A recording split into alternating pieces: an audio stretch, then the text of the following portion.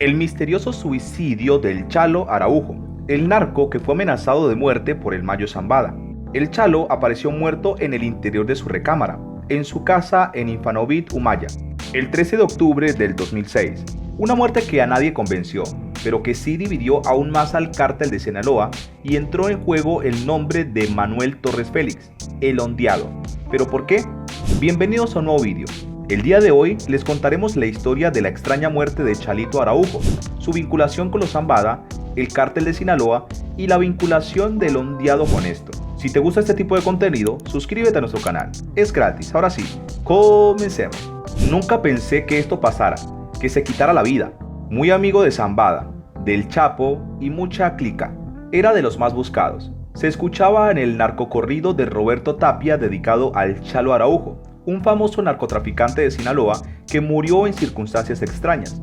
Los restos de Gonzalo Araujo Payán descansan en el Panteón Jardines de Humaya, ubicado al sur de Culiacán, por la carretera México 15, recinto famoso por sus grandes mausoleos en honor a varios narcos caídos. El Chalo apareció muerto en el interior de su recámara, en su casa de Infonavit Humaya, el 13 de octubre del 2006.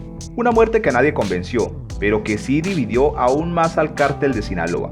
Los familiares del Chalo optaron por aliarse con la organización de los hermanos Beltrán Leiva cuando estos se enemistaron con Ismael Mayo Zambada y Joaquín Chapo Guzmán.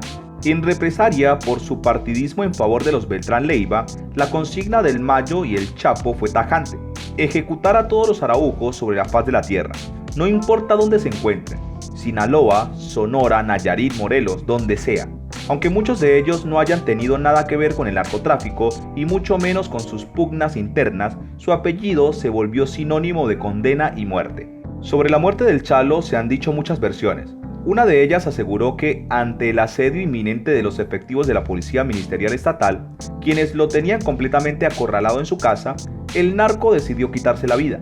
Incluso se dijo que los familiares Araujo Payán habían declarado que el narco llevaba más de 3 días sumido en una fuerte depresión y que en realidad había sido en horas de la madrugada cuando decidió terminar sus días con un tiro en la cabeza. También se dijo que esa noche los vecinos del Chalo escucharon disparos al interior de su domicilio y que horas después acudieron bastantes policías al lugar. Sin embargo, otra versión afirmó que en realidad se trató de una ejecución extrajudicial derivada del enfrentamiento con la PME. Según esta otra teoría, los agentes, para evitar futuras represalias del crimen organizado, habían manipulado la escena del crimen haciéndolo pasar como un suicidio. Supuestamente, el personal de las funerarias locales detalló que los agentes de la Procuraduría General de la Justicia del Estado realizaron las diligencias en muy poco tiempo, algo inusual, y que se llevaron el cuerpo al anfiteatro antes de que llegaran los periodistas. Araujo era buscado por un grupo especial de la PME por el homicidio del agente de la corporación Doroteo Álvarez Isidro, de 43 años, y su hermano Arturo, de 41, en agosto del 2005. Una tercera hipótesis señaló a sus rivales, que estaban al frente del cártel de Sinaloa, como responsables de su muerte, particularmente al Mayo Zambada, ya que supuestamente el Chalo había asesinado a uno de sus compadres. El hermano del Chano, identificado como Victoriano Araujo Payán, fue asesinado a balazos en 2015, cuando se encontraba en la antesala de la comandancia de la cárcel de Aguaruto, minutos después de que lo había mandado a llamar un elemento de seguridad del centro penitenciario. En este caso también resonó el nombre del Mayo como presunto operador intelectual. El Chalo Araujo es considerado en Sinaloa, la cuna del narcotráfico, como uno de los grandes. Se dice que tenía contactos en todas las corporaciones de la policía y que incluso antes de volverse narcotraficante trabajó como policía judicial. Araujo era su apellido, Gonzalo el nombre de pila. Mucha gente lo quería, nunca se olviden del Chalo. Las 3 versiones sobre su muerte fueron tomadas por algunos policías como razonables. Se sabía que el Chalo Araujo era buscado por un grupo especial de la PME por el homicidio del ministerial Doroteo Álvarez Isidro y su hermano Arturo desde agosto del 2005.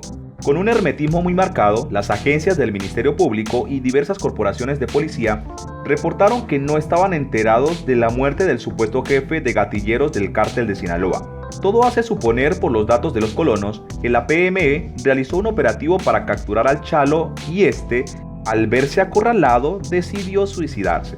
Aún se desconoce por qué esta persona se encontraba en su residencia desde hace días y no había sido detenido por las autoridades federales ni locales, las cuales tenían órdenes de arrestarlo. El noreste de Culiacán publicó en aquel entonces que estaba rodeado por ministeriales del estado y decidió suicidarse. Pero la verdad es que el Chalo cometió el error de asesinar a un compadre del Mayo Zambada, como dijimos anteriormente, quien también tiene fama de implacable. Y lo cierto es que nadie asesina a nadie sin la autorización de los grandes jefes. Entonces se le dio la opción al Chalo de ser ejecutado o, porque era muy respetado, de quitarse la vida él mismo. Es una opción que no se le da a cualquier pistolero, pero por tratarse del Chalo, así fue, y él decidió tomarse la vida con sus propias manos. De allí se creía que Victoriano, el Chano Araujo, tomaría el lugar de su hermano, pero eso fue descartado porque él no estaba contento que después de haber dado tanto servicio al cártel, le obligaran a terminar su vida así. El Chano Araujo, por cierto, también ya era una leyenda, y por lo tanto, también un sicario muy temido, pero el Mayo también se encargó de él al conseguir primero que fuera encarcelado y dentro de la PENI de Culiacán, asesinado en contubernio con las autoridades. Por lo tanto, el puesto de jefe de seguridad del Mayo recayó en el Macho Prieto, y con eso vienen enormes beneficios como son plazas importantes del narcotráfico, como fueron Mexicali y todo Sonora, además de todo lo que ya controlaba Isunza en Culiacán. En una entrevista a la tía del fallecido, Charito Araujo, Gisela, esta hizo una serie de revelaciones que dejaron a todos con la boca abierta. La entrevista se llevó a cabo en la capilla donde se encuentra sepultado el joven en el Panteón Jardines de Humaya. Al inicio de la participación, la familiar del difunto aseguró que Gonzalito creció en la colonia 6 de enero, ubicada a un costado de la popular Tierra Blanca, lugar donde mostró desde niño su facilidad para hacer amigos. Gisela lo describió como un niño alegre, travieso, inquieto, pero muy querido y con muchos amigos. Contó que le gustaba vender pan por su colonia, aunque terminaba por vender casi todo a otra tía. La mujer también confirmó que durante sus juegos e inocencia de niño pedía pesos a los camioneros de la ruta Cucas, que pasaban en la calle próxima a su vivienda. Tras ser cuestionada, explicó más sobre su juventud, aclarando que tenía casi los 18 al momento de la muerte de su padre, época en la vida en que iniciaría su camino con las armas. Se vinieron cosas encima y no le quedó de otra, dijo la familiar refiriéndose al Chalito. Otro secreto a voces que ella verificó es que desde pequeño le agradaban las armas. Veía a su papá todo el tiempo que andaba armado. Yo creo que por eso le llamaban la atención. Agregó momentos antes de agregar que también le gustaba tronar fuegos artificiales. En otro tema, se aclaró que tenía exactamente 20 años y 4 meses al momento de perder la vida, y no 21 como relata el corrido mencionado al principio del texto. Otro dato relevante para los amantes de la pieza musical es que no se aventó por la ventana, pues él perdió su vida de otra manera.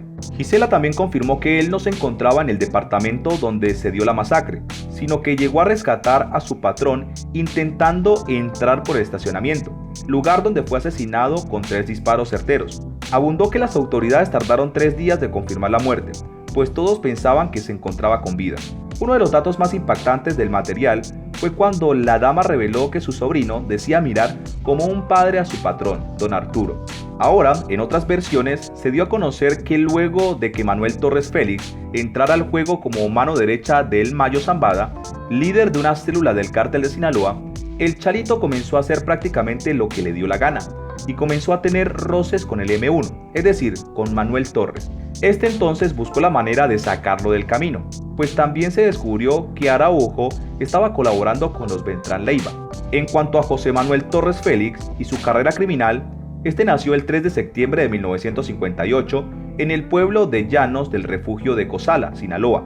Había trabajado para el cártel de Sinaloa desde 1990, pero ascendió a un puesto de alto rango tras la captura de su hermano Javier Torres Félix en 2004, junto a Ovidio Guzmán López, el hijo de Joaquín Guzmán Loera.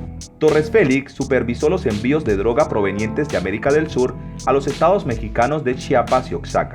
En septiembre del 2008, bajo la Operación Sinaloa, el ejército mexicano localizó una casa segura propiedad de Torres Félix, donde confiscaron varias armas de fuego, narcóticos, equipo de radiocomunicaciones y un vehículo blindado. Los militares mexicanos también encontraron una foto de Torres Félix acompañado de Misael Torres Urrea, apodado el M2. su sobrino e hijo de Javier Torres Félix. Torres Félix fue incluido en la lista de los narcotraficantes más buscados bajo la Ley de Designación de Cabecillas Extranjeros del Narcotráfico por el gobierno de Estados Unidos el 1 de junio del 2011, junto con Gonzalo Insuza, alias El Macho Prieto, otro alto rango lugarteniente del Cártel de Sinaloa. La PGR ofrece hasta 3 millones de pesos mexicanos por información que conduzca a su detención. Según se informa, Manuel vivía en las colinas y valles de Sinaloa y rara vez frecuentaba áreas urbanas. A menudo pasaba 2 o 3 días sin dormir, siempre alerta. Manuel es hermano de Javier Torres Félix, alias El JT, estrecho colaborador y líder de un grupo de sicarios encabezado por Ismael Zambada, narcotraficante del Cártel de Sinaloa. Javier fue arrestado en 2004 y extraditado a los Estados Unidos en diciembre de 2006. El hijo de Javier, Misael Torres Urrea, M2. Raúl Mesa Ontiveros, el M6, era cuñado de Manuel. Fue asesinado a tiros en marzo del 2007.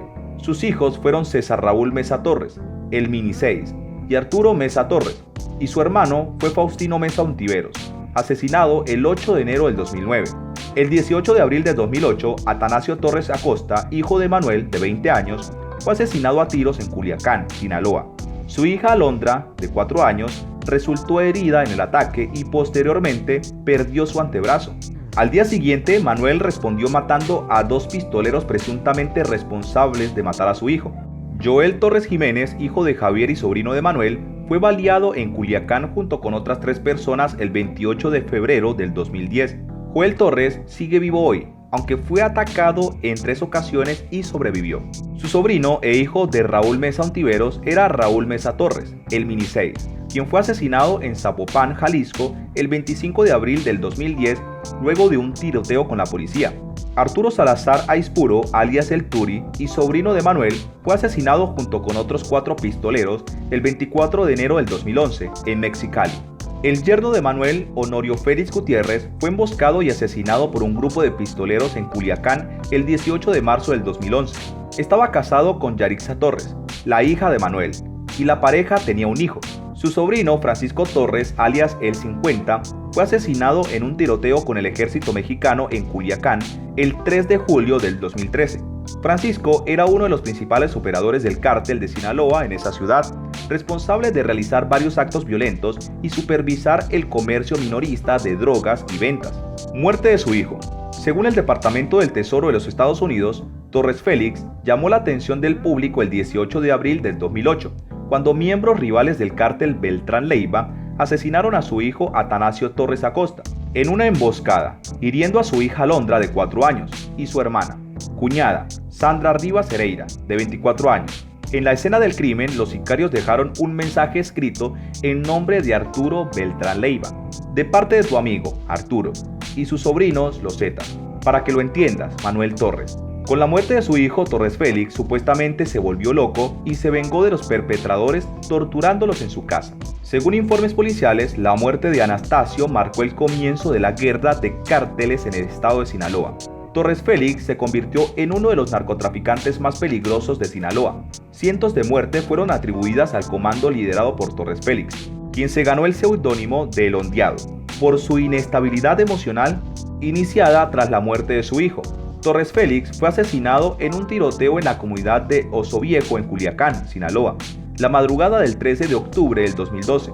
Su cuerpo fue enviado al centro forense y fue custodiado por militares para evitar que sus secuaces se lo arrebataran. Después del tiroteo, los militares confiscaron varios alijos de armas, municiones y otros materiales. Antes de su muerte, Torres Félix fue una figura clave y un importante narcotraficante para Ismael Zambada García y Joaquín Guzmán Loera, el hombre más buscado de México. Tras su muerte, el cadáver de Torres Félix fue enviado a la funeraria San Martín de Culiacán, donde familiares y amigos lo visitaron para presentar sus respetos. Afuera del salón, el ejército mexicano resguardó la zona y estableció puestos de control en las calles cercanas.